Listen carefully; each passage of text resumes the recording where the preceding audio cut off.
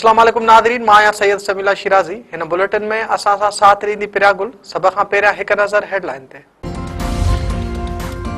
इस्लामाबाद में दहशतगर्दी, अदालत ॿाहिरां ख़ुदकश धमाको, 12 ॼणा शहीद, 20 खां वधीक ज़ख़्मी। G11 में अदालत ॿाहिरां आपघाती बमबार पाण खे गाॾी समेत धमाके सां उॾाए छॾियो।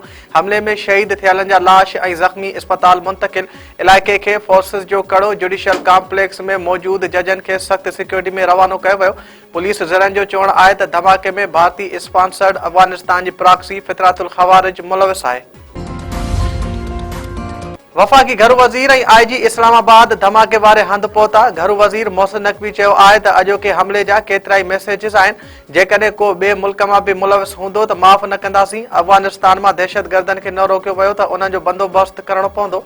इस्लामाबाद में धमाके वारे हंध जे जाइज़े बाद मीडिया सां ॻाल्हाईंदे मोहसिन नक़वी वधीक चयो आहे त हमलो कंदड़ दहशतगर्द अदालत अंदरि दाख़िल थियण जी कोशिश करे रहियो हो। मौक़ो न मिलण ते पुलिस जी गाॾी ते हमलो करे ॾिनो। 2 हफ़्तनि खां पोइ बिना टैग जा का बि गाॾी इस्लामाबाद में दाख़िल न थी सघंदी। वज़ीर आज़म शहबाज शरीफ़ चयो आहे त अफ़गानिस्तान खे सम्झणो पवंदो त TTP जी हिमायत सां अमुन क़ाइमु न थींदो।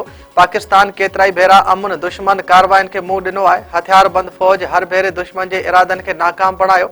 इस्लामाबाद में बैनुल पार्लियामानी स्पीकर्स कॉन्फ्रेंस खे ख़िताब कंदे वज़ीर आज़म वधीक चयो आहे त अमुन ऐं इस्तिकाम ई पायदार तरक़ी जो बुनियादु आहे। सॼी दुनिया में जारी तकरारनि अमुन जी अहमियत खे उजागर कयो आहे। असां हमेशह इस्तिकाम ऐं वतन जे दिफ़ा जे अज़म जो इज़हार कयो आहे। सेनेट खां पोइ क़ौमी असेंबली में भी 27वीं तरमीम जो बिल पेश। स्पीकर अयाज सादिक जी सदारत हेठि इजलास। कानून वारे वज़ीर आज़म नज़ीर तारड़ बिल ऐवान में पेश कयो। अपोज़िशन जो गोड़ नारेबाज़ी। कानून वारे वज़ीर आज़म नज़ीर तारड़ चयो आहे त सॼी दुनिया में आइनी मामलनि खे आइनी अदालत ॾिसंदी आहे। सोमोटो ज़रिए मुल्क जे मुआशी निज़ाम खे विहारियो वियो। अदाकारनि जे केस जी हुजे या कस्टम जो पाण मुरादो नोटिस वरितो पियो वियो। बिल में सोमोटो जो इख्तियार ख़त्म कयो वियो आहे। कमीशन खे इख्तियार हूंदो त फ़ैसिलो करे ऐं जजनि जूं बदिलियूं करे। सूबनि जा मामला ऐं आइनी मामला हाणे आइनी अदालत ॾिसंदी। मुखालिफ़ धुर 27वीं तरमीम खे रद्द करे छॾियो। PTI चेयरमैन बैरिस्टर गौर चयो आहे त अॼु जमहूरियत जे सोग जो ॾींहुं आहे। 27वीं तरमीम आणे आइन खे दफ़न कयो पियो वञे। क़ौमी असेंबली में ॻाल्हाईंदे बैरिस्टर गौर वधीक चयो आहे त आइन सां बेईमानी कई पई वञे। कोशिश हूंदी त हुननि खे कानून जे कटहरे में आणियूं।